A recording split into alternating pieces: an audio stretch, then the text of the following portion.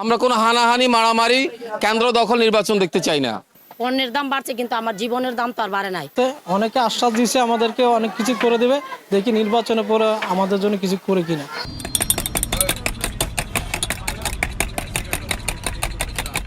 ভোটের হাওয়ায় দুলছে পুরো দেশ। আর মাত্র কিছুদিন পরেই নির্ধারিত হবে কারা আসছেন আগামী দিনের নেতৃত্বে। সেই অপেক্ষায় উত্তাল রাজপথ থেকে শুরু করে অলিগলি, জোরে সোরে চলছে নির্বাচনের প্রচারণা। প্রার্থীরা ছুটে যাচ্ছেন মানুষের দ্বারে দ্বারে, দিচ্ছেন উন্নয়নের আশ্বাস, শোনাচ্ছেন স্বপ্নের গল্প। কিন্তু প্রশ্ন থেকে যায়, মানুষ আসলে কি চাইছে? বহু সরকার এসেছে, বহু সরকার গেছে, ক্ষমতার পালাবদল হয়েছে বারবার, কিন্তু সেই পালাবদলের ছোঁয়া লাগেনি রহিমা বেগম, আইয়ুব শেখ, হাসান মুন্সি কিংবা জাফর জোয়ারদারদের জীবনে। দুর্ভোগ আর দারিদ্র্যের মাঝে যেমন কেটেছে তাদের অতীত, তেমনই আছে বর্তমানও। বদলায় শুধু দিন, বাড়ে শুধু পণ্যের দাম, আর ক্রমে কমে যায় জীবনের মূল্য। নির্বাচনের আগে যেই নেতা, বিএনপি বলেন, আওয়ামী লীগ বলেন, জামাত বলেন, সবাই বলে যে বস্তির একটা নিরাপত্তা দিবে বা পুনর্বাসন দিবে, কিন্তু পাশ হওয়ার পরে এরা কেউই কোনো কাজ করতেছে না।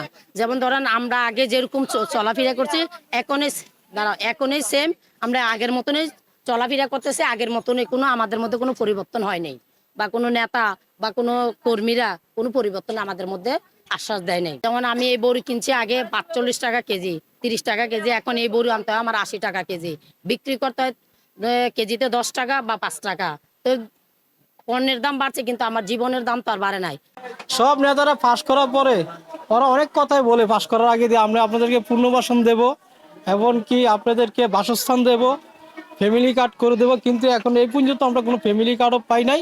কিন্তু কোনো পুনর্বাসন দুর্গত আমাদের এই ছিন্নমূল নিয়ে চট্টগ্রাম মহানগরে একটা মামলা চলে দীর্ঘদিন, অনেক দিন তো লাগে, কিন্তু এখনো আমাদের এই মামলা রায় এখনো নিষ্পত্তি হয় নাই। নালার ভিতরে বস্তা টস্তা দিয়ে আমি ঘর বাড়ি করছিলাম, ড্রেনের কাম করছে, এখন ঘর বাড়ি আমার ভাঙ্গা। এই মাঠের ভিতরে আমি বসবাস করি, ছেলে মেয়ে নিয়ে, 2টা ছেলে, একটা প্রতিবন্ধী, আর একটা অটো গাড়ি চালাইয়া সংসার চালা খাই। এখন সবাই বলে মাথার গোদার ঠাই আস্তানো দিব, কেউ দেয় না, মাঠের ভিতরে বসবাস করি। এইভাবে কি জীবন যায় মানুষের? তবে আজকের ভোটার আর আগের মতো সহজে বিশ্বাস করেন না প্রতিশ্রুতির ফুলঝুরি। নির্বাচন মানে তাদের কাছে এখন আর রঙিন পোস্টার কিংবা মাইক ভর্তি স্লোগান নয়। তারা খোঁজেন এমন নেতাকে যিনি কথা নয় কাজে বাস্তবায়ন করবেন প্রতিশ্রুতি। আশ্বাস দিছে, মনে করেন আশ্বাস দিয়া পরবর্তী আশ্বাস রাখে না। হ্যাঁ, এখন তো আমাদের যেভাবে আগের মতো আছে সেভাবেই চলতে আছি। এখন প্রার্থী মনে করেন যে আগানো, তাকে ইনশাল্লাহ ভোট দেবো, তারপর দেখা যাক পরবর্তী সে কি করে ইনশাল্লাহ।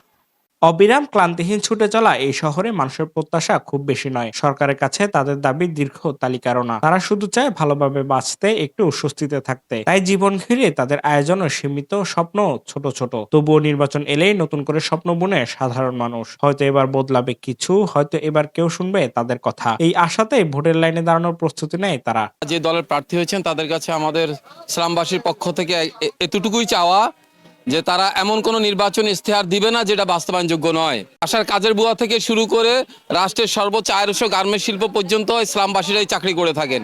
তাদের কষ্টের বিনিময়ে কিন্তু এই দেশের রাষ্ট্রের মূল অর্থনৈতিক যে চালিকা শক্তি আমরা ইসলামবাসীরাই। তো আমাদের কাছে তাদের কাছে একটাই চাওয়া, তারা সুস্পষ্ট নীতিমালা দিবেন যে আমরা ইসলামবাসীরা যেন আমাদের নিরাপদ আবাসনের ব্যবস্থা তারা করে দিতে পারেন।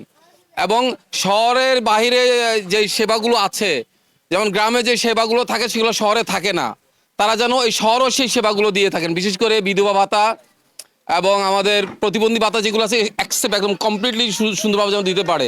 পাশাপাশি আগামী স্থানীয় সরকার যে নির্বাচন আসবে সেখানেও যেন তারা আমাদের মূল্যায়ন থাকবে, ভূমিকা থাকবে। আমরা কিন্তু এই নির্বাচনে ইশতেহারের উপরেই কিন্তু আমরা আগামী নির্বাচনে কাকে কি সিলেক্ট করবো সেটা আমরা চিন্তা করব।